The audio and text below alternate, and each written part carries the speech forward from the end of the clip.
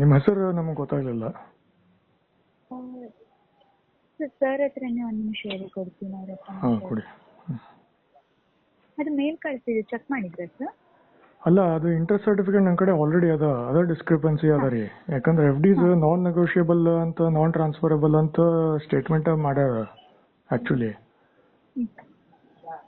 ಈಗ ಕೊಡ್ರಿ ಅವ್ರ ಜೋಡಿ ಮಾತಾಡ್ತೀನಿ ಒಂದು ಸ್ವಲ್ಪ.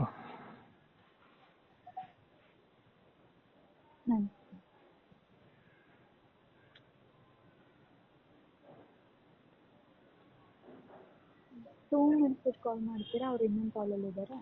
ಅಥವಾ ಇಲ್ಲಾಂದ್ರೆ ನೀವು ಅವ್ರಿಗೆ ಹೇಳ್ರಿ ಏನಂತಂದ್ರೆ, ಈಗ ಅದು 9357 ಎಫ್ ಡಿ ಏನದಲ್ರಿ, ಅದ್ರ ಅಗೇನ್ಸ್ಟ್ TDS ಇಂಟ್ರೆಸ್ಟ್ ಸರ್ಟಿಫಿಕೇಟ್ನಾಗ ಬರ್ದಿದ್ದು ಏನಂದ್ರೆ 3900 ಅಂತ ಏನೋ ಇಷ್ಟಂತ ಎಂಟ್ರಿ ಮಾಡ್ಯದ್ರಿ ಇಂಟ್ರೆಸ್ಟ್ ಸರ್ಟಿಫಿಕೇಟ್ನಾಗ. ಈಗ ಈ ರೀತಿ ಮಾಡಿದ್ರ ಇದಕ್ಕೆ ಏನಂತಾರಂದ್ರ ಡೇಟಾ ಕುಕಪ್ ಅಂತಾರ್ರಿ. ಅಂದ್ರೆ ಡೇಟಾ ಮ್ಯಾನಿಪುಲೇಷನ್. ನಮಗೆ ಹೆಂಗೆ ಇಂಟ್ರೆಸ್ಟ್ ಬರ್ತೋ ಅದ್ರ ತಕ್ಕಂತ ನಾವು ಡೇಟಾ ಮ್ಯಾನಿಪುಲೇಟ್ ಮಾಡಿ ಇಂಟ್ರೆಸ್ಟ್ ಸರ್ಟಿಫಿಕೇಟ್ ಜನರೇಟ್ ಮಾಡಿ ಕೊಡೋದು ಅಂತಾರ್ರಿ ಆಕ್ಚುಲಿ.